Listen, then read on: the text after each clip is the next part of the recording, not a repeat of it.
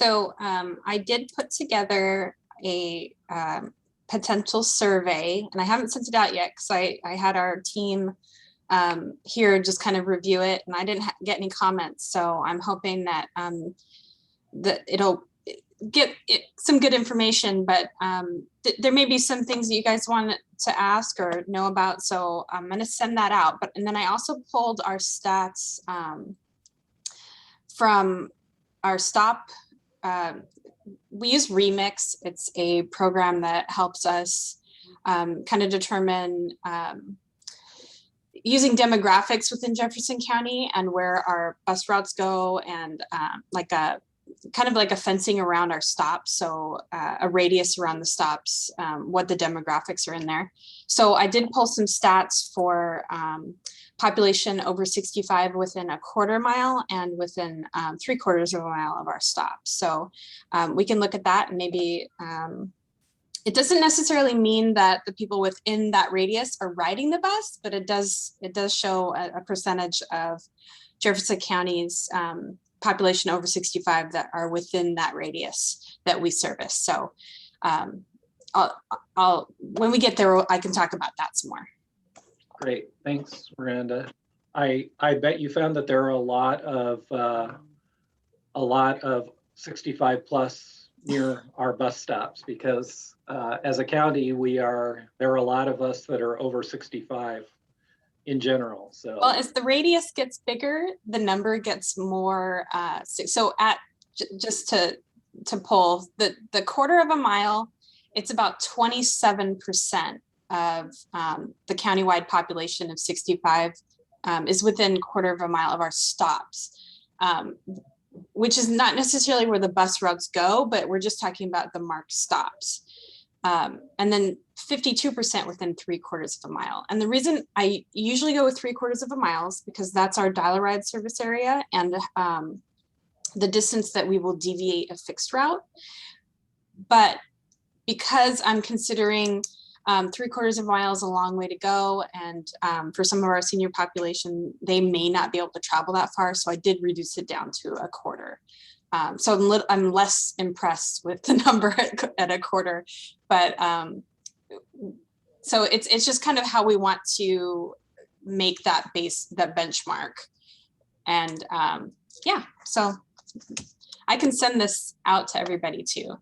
Yeah, that's really interesting information. I think that would be great to send it out to the group. So, all right, well, I think we can go ahead and get started. Welcome everyone.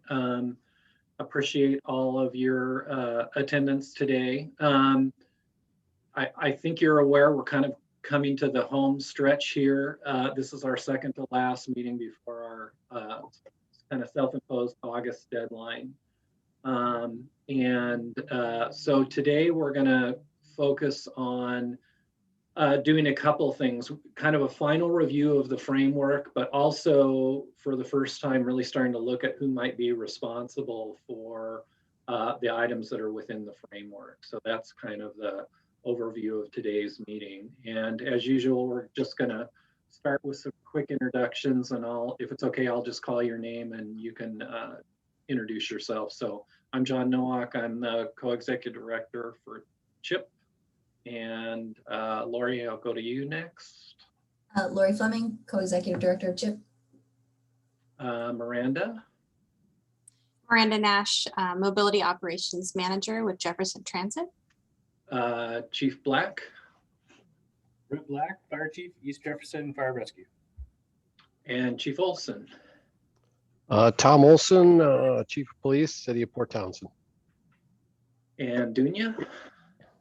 Dunya Tho, Jefferson Healthcare Director of Population Health. Dunya, your voice doesn't sound any better today than it did yesterday. I'm sorry. No, that sounds better than it did last week, so that's good. Heidi.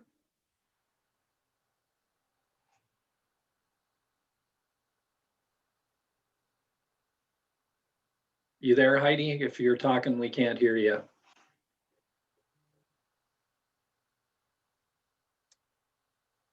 All right, Nancy. Nancy McGonigal, Sheba volunteer, Jefferson County for about 10 years. All right, Lori, do you want to bring the PowerPoint up? So here's our very short PowerPoint for today. It's like I said, we're really kind of on the home stretch here. Here's the agenda. So we've done the direct introductions, and next we're going to spend most of our time doing the reviewing of the framework. And our goal for today is really to whittle it down and get to 100% of the wording that we want. And then again, the focus for today is really start the process of assigning accountability and ownership. And I took a whirl at who might be responsible for some of these things. I'm a little disappointed that no one from OAAA is on today because they're going to potentially end up with responsibility for a number of these things, but we'll kind of work with them as moving forward. And maybe Lori and I can have a one-on-one meeting with them to try to do that. So anything that's in red on the framework is something new that I've added since our last meeting, and the things that we kind of agreed on for our last meeting, I turned black. So at the goal level, it's determine and address gaps in our current system to support county seniors aging well, and then to develop and implement a plan that supports county seniors to maintain the highest level of functionality by the year 2023. And then the first objective, understand current environment available of services that are available for seniors. And then the strategy and activities are really around kind of cataloging the services that are available in our community. And I put OAAA as the people who might be responsible for that, because I think they have the best understanding of what services are available for seniors in our community. And Nancy, I know you do Sheba, not OAAA, but I know you work really closely with them, and I think Sheba is actually associated with them, so I don't know. Yeah, it is. Actually, they have the contract, so that's good. Yeah, do you feel like they're kind of the appropriate agency to kind of help us catalog those services? They wouldn't do all of the work, they'd just be the agency that's kind of in charge. Yeah, I think that would work, John. Okay. And then the second objective, support existing plans that strengthen senior services. And then under that one, then there was some conversation about how to word this. So I made a little change to the activity that's under that. It now says the Senior WAG group will work with community groups and agencies to develop and strengthen services for seniors in our community. So that's kind of assuming that this group continues to meet moving forward. And I think it's vital that there's a group that's really looking at senior services in our community moving forward. So I'm hoping that you guys believe that as well. And so what we would do is have this group continue to meet probably after a little gap while the plan's being approved, and then start to look at what services are available in our community, where the gaps are, and then develop plans to strengthen those. And I'll just pause after each of these and give you guys a minute to comment. And if I don't hear any comments, can I just make sure, Lori, did you see Laura's email from O3A where she's trying to get on and can't? I think because the link was changed, so she's having some issues. I don't know if you could, jump on and. Okay. Or should I re-forward her the link? Because I agree with you, John. I think O3A is critical to this working group. So I want to make sure she's here if she can make it. Sorry to interrupt you. No, that was a good interruption for sure, because I think we all believe that as well. Lori, can you go to the next page while you're waiting or while you're emailing Laura? Sure. Oh, okay. Looks like Dunya already forwarded that to her, so hopefully she'll be able to get on. And then this is also still under the same goal and objective. So the second strategy, ensure seniors housing is addressed throughout the county, and it's basically to partner with existing agencies that are already doing housing in our community, but make sure that they understand the importance of housing to seniors. And we know about the Affordable Housing Task Force, and I think there are some other groups that are working on housing in the community. It was just making sure that we would have representation with that. And if we do get Laura on the line, and I don't know if you guys just saw, but Heidi also just said she got a new computer. She can see and hear us, but she can't comment. So Heidi, anything you want to shout out, just put it in the chat and I'll read it out for folks. But just making sure that we continue to have representation in the housing groups and make sure that they know about the issues of seniors and housing are pretty significant in our community. And then Jefferson Transit to improve senior transportation where gaps exist. And Miranda, I had put that you don't track ridership by age, but the survey and actually the data that you did have, it might be appropriate to at least put that data into the plan. So I'll send that over, and I think that it would be good to include at least both metrics at the radius of a quarter mile and 3/4 of a mile. I'm also trying to get a little bit more information on demographics served by our dial-a-ride, because dial-a-ride isn't as it's from 3/4 of a mile off the route itself, so not necessarily the stops. So that will increase that number, but I wanted to separate out between fixed route and dial-a-ride.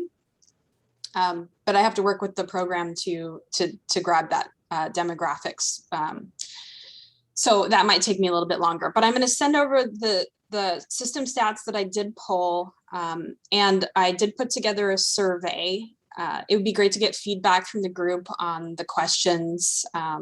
If you have anything specific you want to add, or maybe some rewording, or if you think it's just pointless to ask. I did put it together in SurveyMonkey, and I realized that some people are not comfortable or have the technological experience to do online surveys. What I've done in the past is actually done printable surveys that can be handed out, and then we can collect or have them mailed in. We've done that before too, Miranda, where we actually do a SurveyMonkey, but then a paper survey that we later on put into SurveyMonkey, so all the results are in one place. So that might be a way that we could do that. And I think Chief Black has a question. Miranda, is dial-a-ride 24/7? Dial-a-ride mimics our fixed route service hours, so it's not 24/7. We're doing our long range plan, and there is a goal to increase service hours longer in the day. So it runs from, I think, about 6 a.m. to 8 p.m. at night. Okay. Yeah, so you're posing an opportunity that I actually hadn't been aware of before. So just for your and the group's awareness, on a daily basis, practically, we get call 911 to take grandma, grandpa to the ED, to the emergency department for a minor injury, and they get stitched up or bandaged up, and then about 2 hours later we get a phone call to take them home in an ambulance with 2 firefighters, which we're happy to do if we're not busy, but when we're busy it's really challenging, and typically they don't have any medical necessity for the ride home. But I'm wondering if during your operating hours, if dial-a-ride would be able to help us with that. So what we do for people who are not registered in the system, we can set up a temporary, because the concept of dial-a-ride, it's an ADA comparable service for our fixed route for individuals with a health condition or disability that prevents them from using the fixed route service. Sure. So, for example, Life Care gets a lot of people incoming at short notice, and they need appointments. And we since go there, that's one of the prime examples of where we're picking them up and then taking them back 2 hours later. So we do a temporary application. So if it's something where they don't have any other transport, we will try and work them same day into the system. So it's definitely an option. And if you have any more Okay. questions about it, feel free to give me a call. Yeah, that'd be great. And I might kind of point the house supervisor, which is kind of like I guess the shift manager for the hospital, to the dial-a-ride option during your business hours to see if that was tried. Because sometimes we make them, unfortunately, wait. You know, if we have a fire going or, you know, major, you know, vehicle accident, we don't have extra units just sitting around waiting. So I hate making somebody that really has no reason to wait other than we're too busy to hang around the ED. And, you know, Right. they may even try to walk home, which we don't want that either. And it's about maximizing resources. So Okay. Well, thank you. yeah. So I'll send out the data I pulled. I'm going to keep working on the dial-a-ride data. That's for defining our current state. As far as setting a goal, I'd kind of like to see benchmarks for similar sized transit agencies. I don't want to set something that's too high, or, you know, something that we wouldn't be able to achieve. You know, we want something that's reasonable, and it, based on our resources and our service capabilities. You know, we don't want to set ourselves up for failure. Like, we set a goal too high, we can't reach that. But so I want to look at comparable transit agencies for what a good goal for you know, the percentage of the population that's a good standard for, like, hey, this is where we should be. And then we can set stretch goals beyond that by extending services out into areas. We're also doing the long range plan. So I want to make sure that whatever we set here aligns with that long range plan, because that's what dictates our service plan for the next 20 years. So I'll be working on that, but I'll send out the data I have collected so far and the survey. That sounds great. Miranda, maybe you and I could talk between now, you know, next meeting will be kind of the final chance to get a pass at this. So maybe you and I could talk before the next meeting and see if together we can kind of come up with, you know, the goal can be somewhat ambiguous so that we can shape it a little bit later, but at least put something in here that you know, gets at that. It's not terrible the way it is. You know, I mean, basically it says that we would work with Jefferson Transit to improve senior transportation where gaps exist. But maybe we can tune that up a little bit. So if you're willing to do that. Oh, absolutely. Okay, Yeah, I'll send you some times that might work for me to meet with you, and okay. we'll see if we can tune it up a little bit. Great. All right, any other questions or comments on that? Oh, before we go, I wanted to make sure we got the responsibilities for those. So for the housing strategy, we put the Affordable Housing Task Force. For the transit one, we put Jefferson Transit, and I'm assuming, Miranda, you're okay with that. Yeah. Okay, next page. So still on supporting existing plans, and this one is to support the dementia roadmap in Jefferson County. And so I don't know if any of you have had a chance to look at that, but I've spent some time looking at it, and it's really a really great tool. And so I think, you know, the steps we have involved in that are to review that to see if there's any adaptations for us in Jefferson County, and then work with agencies like OAAA to make sure that, you know, people are getting that. And we may need to do some kind of a campaign to make sure that people are aware that that tool and resources out there for people that are, you know, have family members that are experiencing dementia. And then the metric we have associated with that is that 25 residents of Jefferson County would have a dementia care plan by 2023. And the agency responsible would be OAAA. And I don't know, was Laura able to get on? I can't see everybody. She hasn't yet. I'm just reading an email where she says that she will review the notes and to have a good meeting. Okay, all right. All right. And then the third objective is develop new programs that strengthen senior services. And this one, the first strategy is to work with local agencies like Jefferson Healthcare to develop a palliative care program. And the Jefferson Home Health Agency is already doing some work on palliative care. So I think CHIP's role would be to, provide support to that, augment that, and then see if there's anything in addition that needs to be done or that is outside of the scope of what Jefferson Healthcare can do in terms of palliative care. And then Jefferson Healthcare is the responsible agency for that, since they're the ones that are developing that program. Any questions, comments on that page before we go on? All right, we're blasting through this, you guys. We're close to being done. So again, on the objective of developing new programs, the next strategy is really around an anti-fraud campaign for seniors in the community. The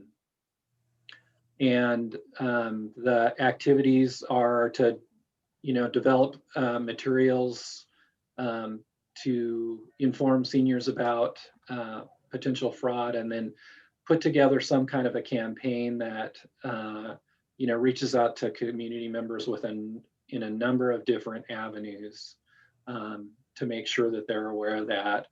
I did send out an email to Sheriff Knoll and Chief Olson to ask them if they had any numbers that were related to this. And Sheriff Knoll said he definitely has the fraud numbers. He doesn't know if it could be sorted by age, but he's going to get back to me when his numbers guy gets back. And I don't know, Chief Olson, if you have any idea about that, whether you have fraud numbers and whether you could sort it by age, or just how big of a problem it is in our community. Yeah, I haven't, since I've been here, I haven't seen any major cases surrounding senior fraud. I know that it occurs, but I haven't seen it for quite some time. And finding the data on it is a bit challenging, because it depends on the case and how it would be listed and what type of a crime, if we could even say it's a crime. Okay. Based on that information. So I'll continue to look deeper and see if I can get something better than that. But yeah, it's a bit of a challenge to pull it, and especially by age. I know Sheriff Knoll said over a year period, there were like 280 cases of fraud that were reported to the sheriff's office. So, and my guess is, just given the vulnerability of seniors and the number of seniors in our community, that, probably a pretty high percentage of those cases. So I think that's a pretty compelling bit of data right there, but hopefully we'll get more specific data as time goes on. But, I kind of see this as low effort and potentially high impact for people in our community, because it can really be a significant issue for seniors in our community. I know both my mother and my in-laws were, subject to this. So anyway, any numbers you can give us would be helpful, Chief Olson, but I think if you can't, even the county numbers will be pretty helpful to us. So. John, Yeah. I don't know if this would go under the fraud category, but with our Sheba clinics, we have a lot of seniors who come in, they're quite disturbed.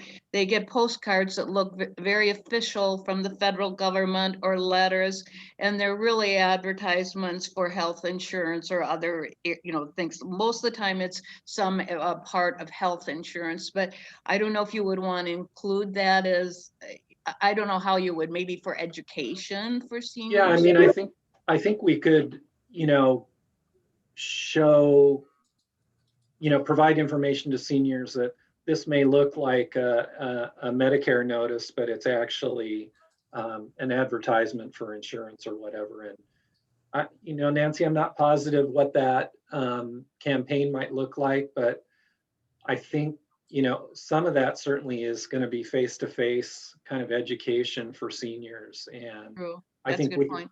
yeah, I think we could definitely do something like that in Okay. in a training.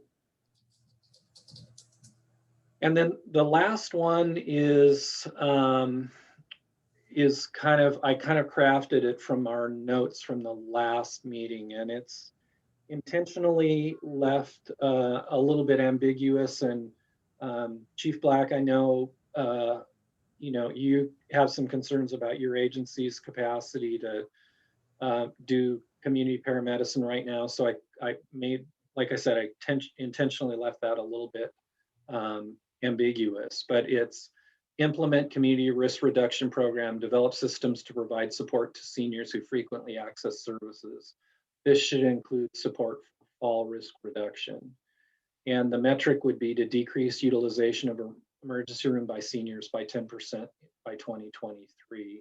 And we do have some, Clallam County is doing some of this work, and they've had a much higher incidence of reduction of utilization of the emergency room by seniors. So I don't think that number, even though it seems big, is is possible. And Dunya is just saying we should maybe push the date out a little further, and I'm totally supportive of that.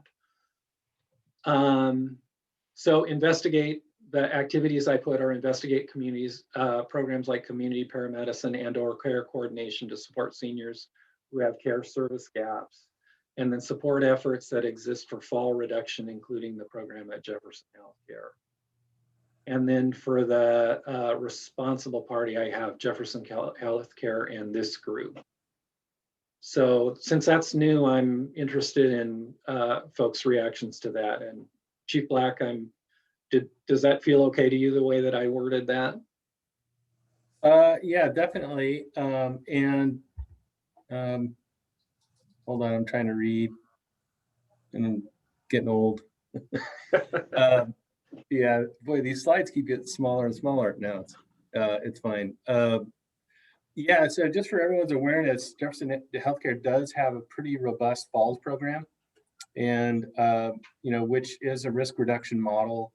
The aspect of that, though, I think is, in my understanding, is only EGFR has their data linked to JH on this program. So there are 5 fire districts in the county. So I would say that would be I always look for low-hanging fruit. And so that may be the low-hanging fruit between now and this date that we push out that Dunya was talking about, to see if there is an opportunity to bring some other agencies into that fold for fall prevention that are already, they already have the same software, the same devices that we use. So the workflow would be simple to set up.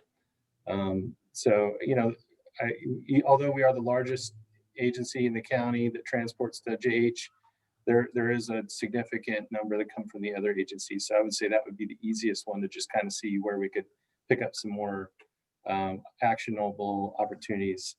And then I really like the mention of look at some other examples for risk reduction. I would maybe dial that in a little bit more to even say, let's look at some other model risk reduction programs that are in existence that also have a revenue stream, because it's, just like law enforcement, it's impossible to add anything new without a revenue stream in public service.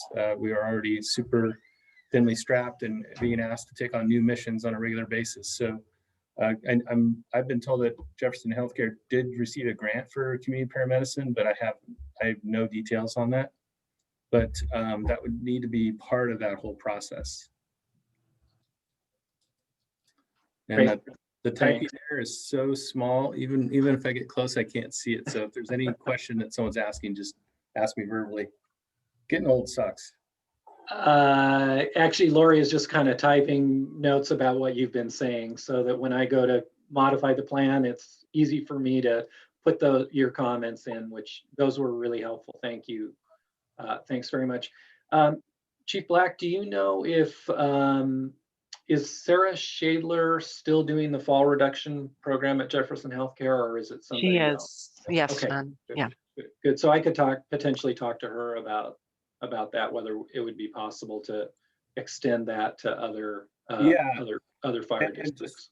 And what's interesting from each of our organizations is translating it into how our organization can make it work. And so the one thing I can offer our limited help with other agencies, if there's an opportunity, East Jefferson would be happy to go help them set up and speak fire department to them.